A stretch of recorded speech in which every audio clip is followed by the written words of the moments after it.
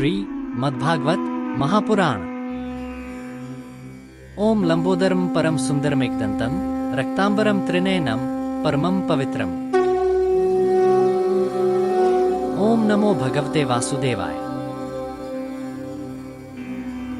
हम प्रवेश कर रहे हैं श्रीमद्भागवत महापुराण में, एक ऐसा ग्रंथ जिसे वेदव्यास ने वेदों और उपनिषदों का सार बनाकर रचा।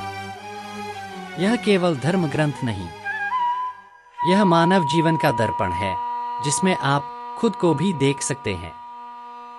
आज के इस भाग में हम पहले स्कंद के पहले 3 अध्यायों की कथा सुनेंगे। लेकिन शुरू करने से पहले चलिए जानते हैं उस पवित्र स्थल और उन महापुरुषों के बारे में जिनकी उपस्थिति ने इस कथा को जन्म दिया।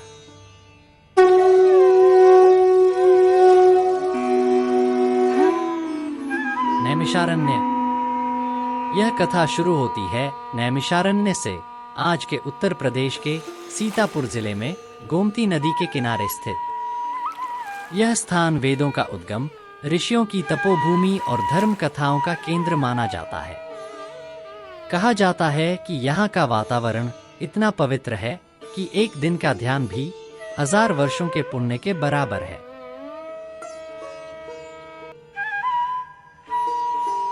सूत पुराणिक उग्रश्रव नाम से भी जाने जाते हैं।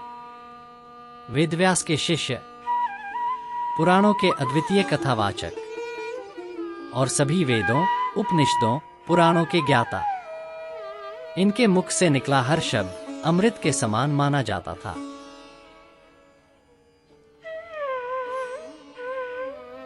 शौनक ऋषि, अथर्ववेद के महान मनीषी और नैमिषारण्य यज्ञशाला के कुलपति, विद्वानों के विद्वान जिनके पास हजारों शिष्य शिक्षा पाते थे। नारद मुनि, देवर्षि जो लोक लोकांतर घूमते हैं, संगीत, भक्ति और उपदेश के माध्यम से धर्म का संदेश फैलाते हैं। इनकी वाणी साधारण नहीं, यह हृदय में सीधे उतर जाती है। वेदव्यास, वेदों के संकलनकर्ता, महाभारत के रचयिता और श्रीमद्भागवत महापुराण के लेखक। इन्होंने ही इस अमृत ज्ञान को रूप दिया।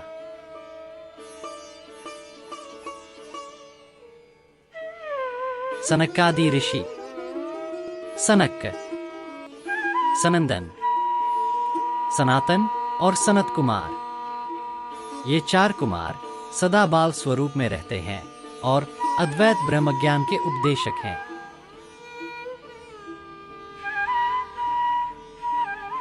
शुक महामुनि, वेदव्यास के पुत्र जो जन्म से ही विरक्त और ज्ञान में स्थित थे।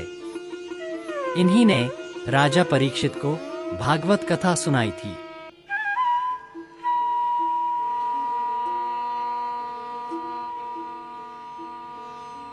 राजा परीक्षित अर्जुन के ग्रैंडसन यानी पौत्र और अभिमन्यु के पुत्र, जिन्होंने अपने मृत्यु के अंतिम 7 दिनों में मोक्ष पाने के लिए श्रीमद्भागवत कथा का श्रवण किया।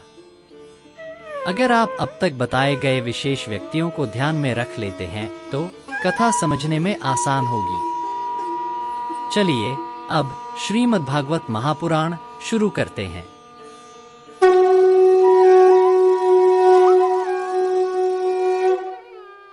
नैमिषारण्य में एक विशाल यज्ञ चल रहा था, 1000 वर्षों का संकल्प। इस यज्ञ में एक दिन सूत पुराणिक का आगमन हुआ। शौनक ऋषि और उपस्थित मुनियों ने उनका आदरपूर्वक स्वागत किया।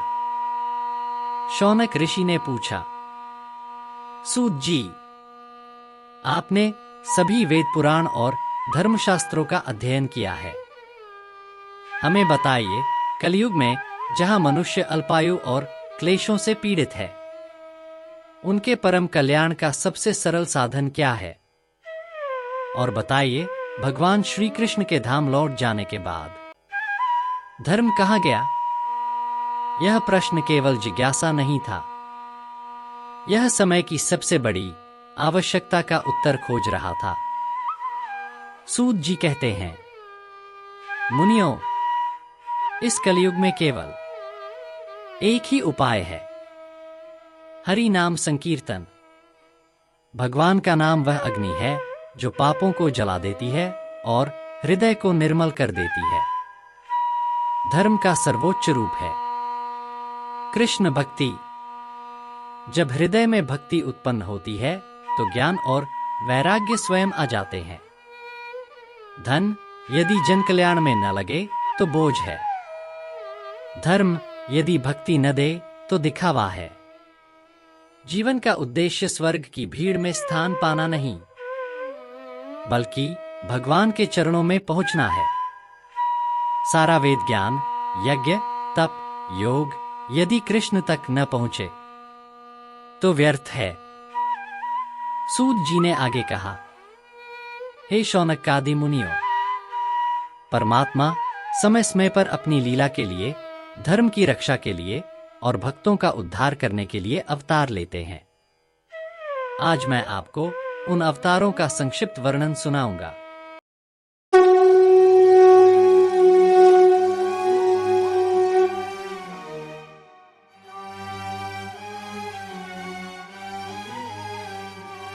विराट पुरुष अवतार।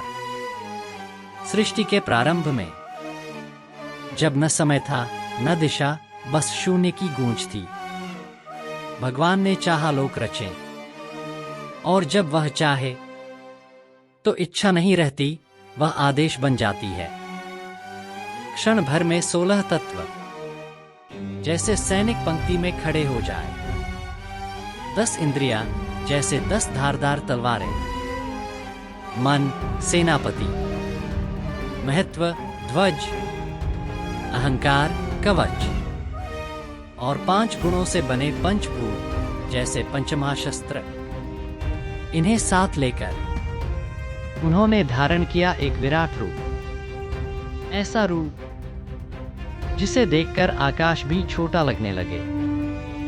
उनकी नाभि से कमल फूटा, कमल से जन्मे प्रजापतियों के स्वामी ब्रह्मा। उनके शरीर के प्रत्येक अंग से लोकों की रचना हुई। चंद्रमा उनके मन से, सूर्य उनकी आंखों से, वायु उनके प्राण से और धरती उनके चरणों से उत्पन्न हुई। संपूर्ण ब्रह्मांड ईश्वर का ही विस्तार है और हम सभी उसी विराट चेतना का हिस्सा हैं। वासुदेवः सर्वम, एक में अनेक, अनेक में एक।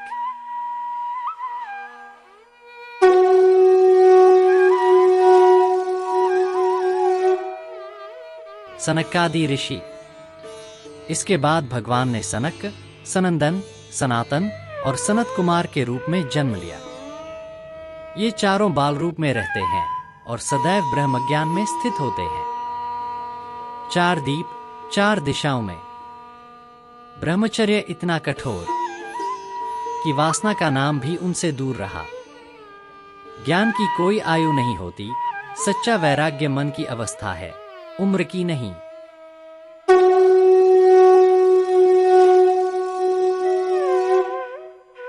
वराह अवतार।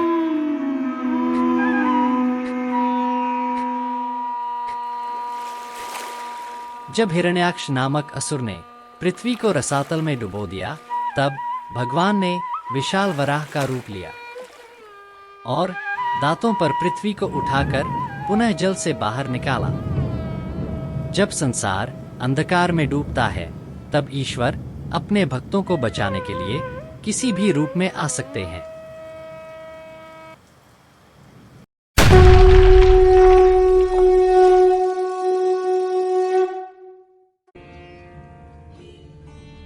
नारद अवतार। भगवान ने नारद मुनि का रूप लेकर भक्ति, संगीत और ज्ञान का प्रसार किया और लोकांतर में धर्म का संदेश फैलाया। वीणा के तारों पर ज्ञान के गीत गाए। दिया सातवत तंत्र, नर का पंचरात्र। ज्ञान तभी पूर्ण है जब वह दूसरों तक पहुंचाया जाए।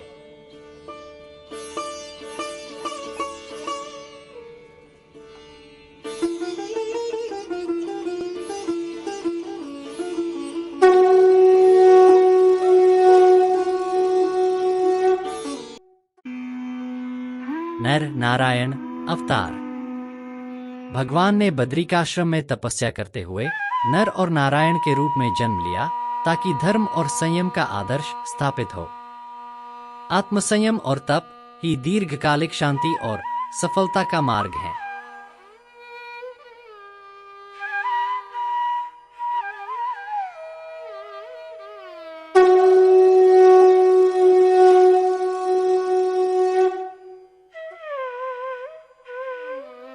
कपिल अवतार। भगवान कपिल ने सांख्य दर्शन का उपदेश दिया, जिसमें आत्मा और प्रकृति के भेद को स्पष्ट किया गया। आत्मज्ञान ही मोक्ष का द्वार खोलता है। सगर के वंशज। राजा भगीरथ के पूर्वजों ने कपिल मुनि को चोर समझकर उन पर आरोप लगाया था, और तब कपिल मुनि ने उन्हें अपनी क्रोधाग्नि से भस्म कर दिया था। कई पीढ़ियों बाद भगीरथ ने अपने 60,000 पूर्वजों की आत्माओं को मुक्ति दिलाने के लिए देवी गंगा को घोर तपस्या कर पृथ्वी पर लाया।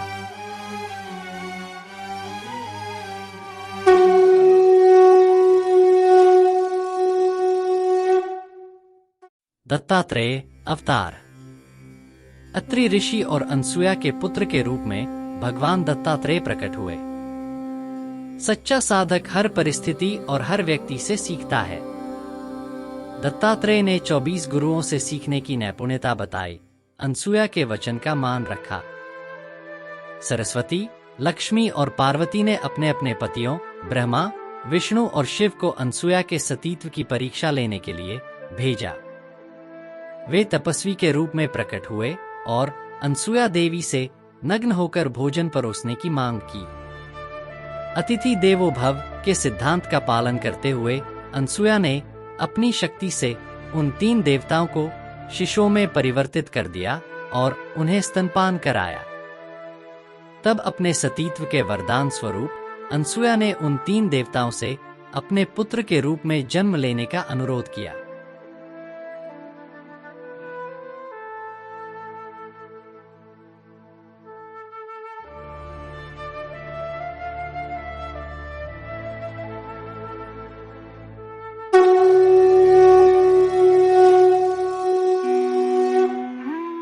यज्ञ अवतार। भगवान ने यज्ञ रूप में अवतार लेकर मनुओं की रक्षा की और असुरों का विनाश किया। स्वयंभू मनवंतर को अंधकार से खींचकर उजाले में लाए। धर्म की रक्षा के लिए त्याग और बलिदान आवश्यक हैं।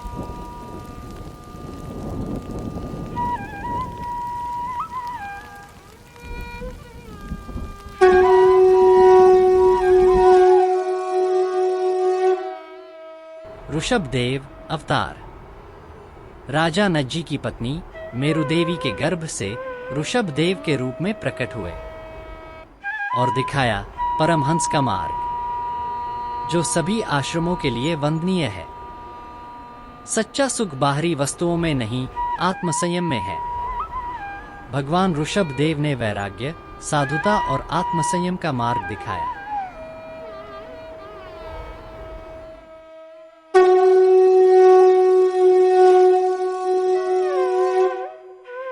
पृथु अवतार। ऋषियों की प्रार्थना सुनी, राजा पृथु बनकर आए।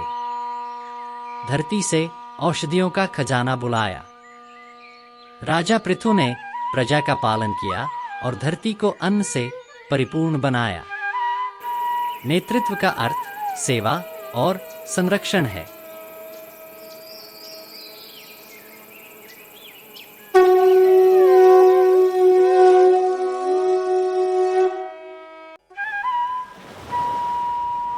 मत्स्य अवतार। चाक्षुष मनवंतर के अंत का समय था। तीनों लोग समुद्र में डूबे थे। प्रलय के समय भगवान ने मछली का रूप लेकर मनु को नौका में बैठाया और वेदों की रक्षा की। ज्ञान का संरक्षण ही सभ्यता की नींव है।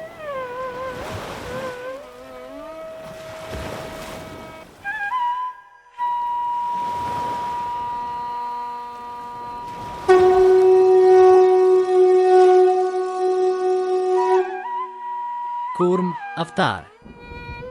देव और दानव समुद्र मंथन में लगे थे। भगवान ने कछुए का रूप लेकर मंदराचल पर्वत को अपनी पीठ पर संभाला, जैसे योद्धा अपने कंधे पर रण का बोझ उठाता है। महान कार्यों के लिए धैर्य और स्थिरता अनिवार्य है।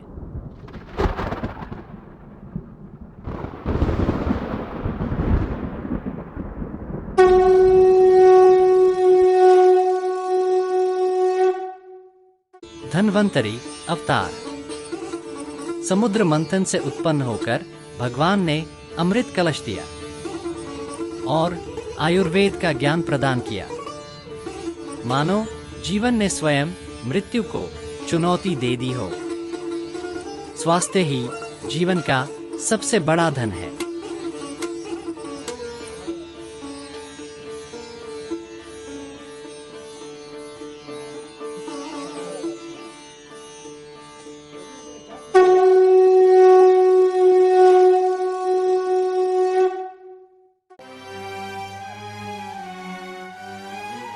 मोहिनी अवतार। असुरों को मोहित कर अमृत को देवताओं में बांटने के लिए भगवान ने मोहिनी रूप धारण किया। रूप ऐसा कि पत्थर भी मुस्कुरा दे, दृष्टि ऐसी कि दानवों का साहस पिघल जाए। माया भी ईश्वर के नियंत्रण में है और उसका उपयोग धर्म की रक्षा के लिए हो सकता है।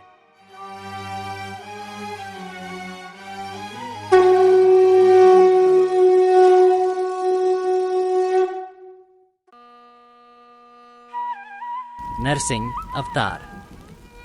हिरण्यकशिप के अहंकार को नष्ट करने के लिए भगवान आधे सिंह और आधे मनुष्य के रूप में प्रकट हुए। महाबली हिरण्यकशिप, जिसे न दिन मार सकता था न रात, न भीतर न बाहर, न शस्त्र न अस्त्र, भगवान ने अपने नाखूनों से उसकी छाती फाड़ दी। भक्त की रक्षा और अधर्म का विनाश ईश्वर का अटल संकल्प है।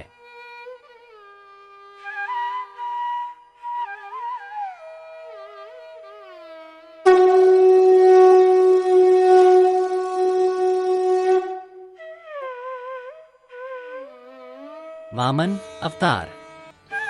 बौने ब्राह्मण के रूप में राजा बलि से 3 पग भूमि मांगकर तीनों लोक नाप लिए। विनम्रता में भी असीम शक्ति छुपी होती है। वामन बालक का रूप, पर दृष्टि में संपूर्ण ब्रह्मांड। देवताओं को स्वर्ग लौटाना था तो पहुंचे सम्राट बलि के यज्ञ स्थल पर। मांगे 3 पग भूमि और 3 पग में धरती, आकाश, पाताल नाप डाला। इंद्र को स्वर्ग लौटाया और बलि को दिया भक्तों का अमर सम्मान।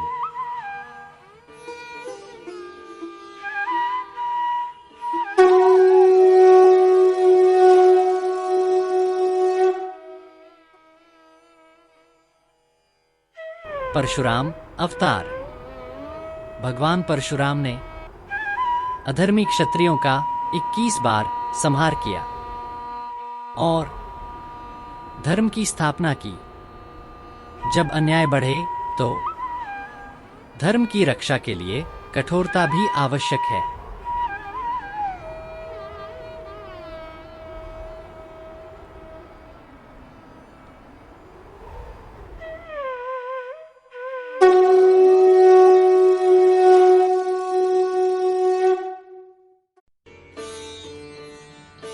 वेदव्यास अवतार।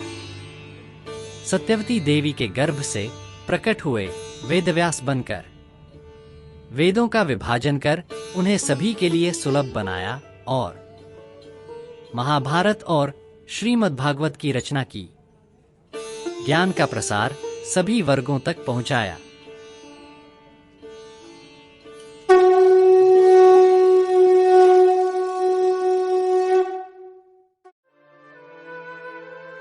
श्री राम अवतार।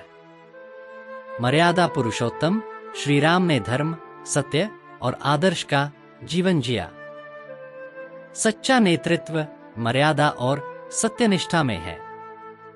धर्म की रक्षा के लिए, वचन निभाने के लिए सेतु बांधा, समुद्र को जोड़ा और रावण को मार गिराया।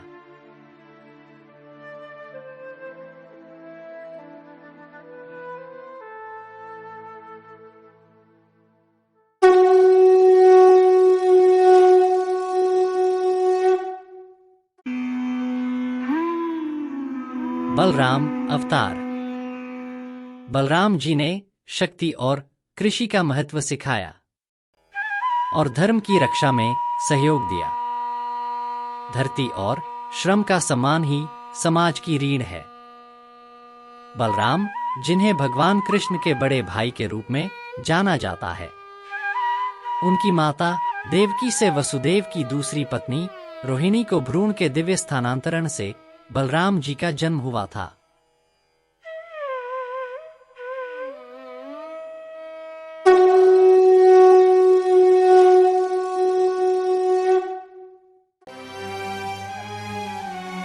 श्री कृष्ण अवतार।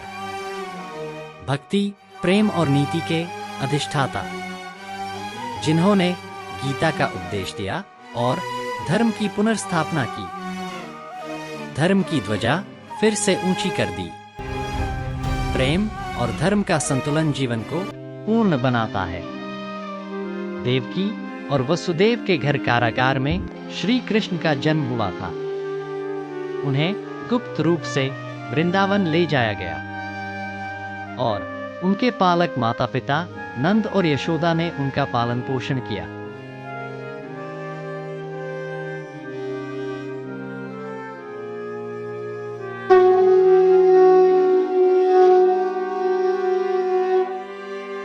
यूं सारे अवतारों का वर्णन करते हुए सूत जी बताते हैं, शौनकादि मुनियों, परंतु सुनो, जब कलयुग फिर सिर उठाएगा तो वे आएंगे बुद्ध बनकर, और जब कलयुग अपने अंत पर होगा तब जगत का रक्षक उतरेगा कल्कि बनकर। भगवान अधर्म का अंत करेंगे और सत्ययुग की स्थापना करेंगे। समय समय पर धर्म की पुनर्स्थापना निश्चित है, चाहे अधर्म कितना भी प्रबल क्यों न हो। जो भक्त इन अवतारों की कथा प्रेम पूर्वक सुनता और स्मरण करता है, वह जन्म मरण के चक्र से मुक्त हो जाता है। ये अवतार केवल कहानियां नहीं, बल्कि धर्म, ज्ञान और मोक्ष के मार्गदर्शक हैं। सूत जी ने समझाया, आत्मा परमात्मा का अंश है। माया के कारण वह जन्म मरण में बंध जाती है। जब आत्मज्ञान होता है तो यह बंधन टूट जाता है और आत्मा ब्रह्मस्वरूप होकर परम आनंद में स्थित हो जाती है। यद्यपि परमात्मा अजन्मा है, लेकिन दार्शनिकों ने कहा है कि उसके जन्म और कर्मों का रहस्य अत्यंत विशाल है और वेदों की समझ से भी परे है। वे परम स्वतंत्र हैं। यद्यपि वे प्रत्येक प्राणी के हृदय में वे अदृश्य नायक हैं। हे शौनकादि ऋषियों, आप धन्य हैं, अत्यंत भाग्यशाली हैं, क्योंकि आपने अपनी आत्मा को उस परम वासुदेव, समस्त लोकों के स्वामी के सभी रूपों में समर्पित कर दिया है। जो ऐसा करते हैं उन्हें इस भयावह संसार में कभी पुनर्जन्म नहीं लेना पड़ता। वेदों के समान पवित्र और भगवान के जीवन चरित्र से भरा हुआ पुण्य श्लोक भागवत पुराण रचने का काम भगवान वेद व्यास ने किया। उन्होंने यह अमूल्य और शुभ ग्रंथ अपने बेटे महर्षि शुकदेव को दुनिया के भले के लिए सुनाया। उस समय राजा परीक्षित गंगा के किनारे ऋषियों के बीच मृत्युव्रत लेकर बैठे थे। महर्षि शुकदेव ने यही कथा राजा परीक्षित को सुनाई। जब भगवान श्री कृष्ण धरती से विदा लेकर अपने धाम लौट गए, तब कलयुग के अंधकार में डूबे लोगों के लिए यह भागवत पुराण ऐसे चमका जैसे घोर रात में सूरज निकला। भागवत पुराण में आज हमने देखा कि सूत जी नैमिषारण्य में स्थित शौनक और अन्य ऋषिमुनियों के जिज्ञासा को दूर करते हुए ये 3 बातें बताते हैं। 1. कलयुग में परम सुख का साधन हरि नाम और कृष्ण भक्ति है। 2. भगवान की हर लीला लोक कल्याण के लिए है। 3. उनके अवतार जीवों को मोक्ष की ओर ले जाने का साधन है।